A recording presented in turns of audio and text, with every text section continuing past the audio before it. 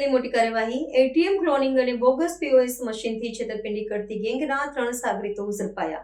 સુરત શહેર પોલીસના cyber crime સેલને ટેકનોલોજીના માધ્યમથી થતા આર્થિક ગુનાઓમાં ડામવામાં મોટી સફળતા મળી છે. પોલીસે એટીએમ ક્લોનિંગ અને બોગસ પીઓએસ મશીનનો ઉપયોગ કરીને નિર્દોષ નાગરિકોના બેંક ખાતામાંથી લાખો રૂપિયાની છેતરપિંડી આચરતી એક સંગઠિત ગેંગનો પર્દાફાશ કર્યો છે. આ ગંભીર ગુનાના સંદર્ભમાં પોલીસે સઘન તપાસ અને ટેકનિકલ સર્વેલન્સના આધારે ગેંગના 3 મુખ્ય સાગરીતોની ધરપકડ કરી કાયદેસરની કાર્યવાહી હાથ ધરી છે. ઝડપાયેલા આરોપીઓની ગુનાહિત કાર્યપદ્ધતિ અત્યંત આધુનિક અને ચોંકાવનારી હતી. આ શખ્સો સૌપ્રથમ નકલી દસ્તાવેજો ઊભા કરીને તેના આધારે વિવિધ બેંકો પાસેથી ગેરકાયદેસર રીતે સ્વાઇપિંગ માટેના પીઓએસ મશીનો મેળવી લેતા હતા. ત્યારબાદ તેઓ સ્કીમિંગ ડિવાઇસની મદદથી લોકોના ડેબિટ કે ક્રેડિટ કાર્ડનો ડેટા ચોરીને હુબહુ ડુપ્લિકેટ કાર્ડ બનાવતા હતા. આ ક્લોન કરેલા કાર્ડ્સને પોતાના બોગસ પીઓએસ મશીનમાં સ્વાઇપ કરીને તેઓએ અત્યાર સુધીમાં લાખો રૂપિયાની આર્થિક હેરાફેરી કરી હોવાનું પોલીસની પ્રાથમિક તપાસમાં ખુલ્યું છે.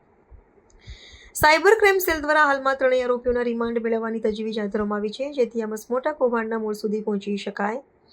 પોલીસ દ્વારા બેંકોના કોઈ આંતરિક કર્મચારીની આમાં સંડોવણી છે કે કેમ અને આરોપીઓએ અન્ય કેટલા નાગરિકોનો ડેટા ચોર્યો છે તે દિશામાં ઝીણવટભરી તપાસ ચાલી રહી છે. આ ઘટનાને પગલે પોલીસ તંત્રે નાગરિકોને અપીલ કરી છે કે તેઓ કોઈપણ વ્યવસાયિક સ્થળે કે એટીએમ સેન્ટરમાં પોતાનું કાર્ડ સ્વાઇપ કરતી વખતે પિનકોડ છુપાવવા સહિતની સાવધાની રાખે અને શંકાસ્પદ ગતિવિધિ જણાય તો તુરંત પોલીસનો સંપર્ક કરે.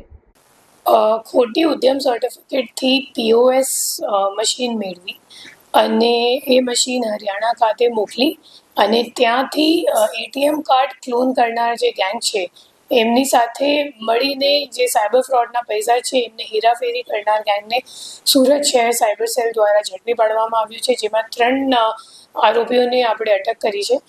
એમાં જે પહેલો આરોપી છે એમનું નામ મંથન કુકડિયા કરીને છે, એ સ્ટુડન્ટ છે અને 19 વર્ષનો છોકરો છે અને એમના નામ ઉપર એક પીઓએસ ચાલતો હતો અને જે પીઓએસની ઉદ્યમ સર્ટિફિકેટ છે એ ફોર્જ છે અને જે ખરેખર જેની ઉદ્યમ સર્ટિફિકેટ રજિસ્ટ્રેશન જેના નામ ઉપર દુકાન છે તો એ મૂળ રહેવાસી પાંડેસરાનું છે અને એના નામ ઉપર મંથને ખોટી રીતે પીઓએસ મેળવીને પછી જે પીઓએસ મશીન હતી એ ઉદય જે બીજો આરોપી છે ઉદય ધડુક એમને આપતો હતો અને ઉદય ધડુક પછી પીઓએસ મશીન કોરિયર મારફતે હરિયાણા ખાતે જીંદ જિલ્લામાં એક નાસ્તા ફરતા આરોપીને મોકલતો હતો.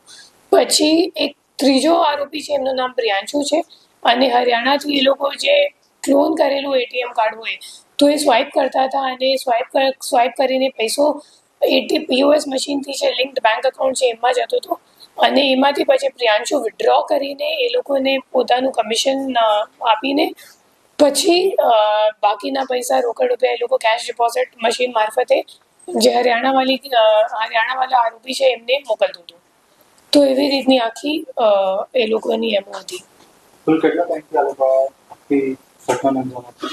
કહેવા અનુસાર તો એ લોકો છેલ્લા દોઢ મહિનાથી આ કામ કરે છે, પણ હવે તપાસમાં ખબર પડશે કે કેટલા દિવસથી એ લોકો કરે છે ખરેખર.